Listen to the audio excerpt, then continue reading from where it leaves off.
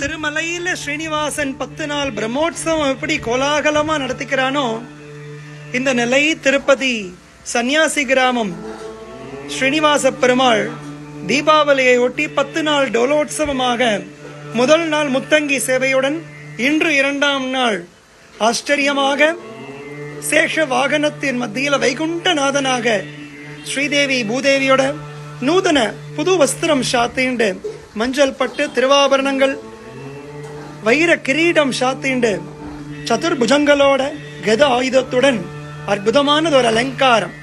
இஷ்ட தெய்வம் குல தெய்வமான ஸ்ரீனிவாசனுக்கு எண்ணற்ற பிரார்த்தனைகள்.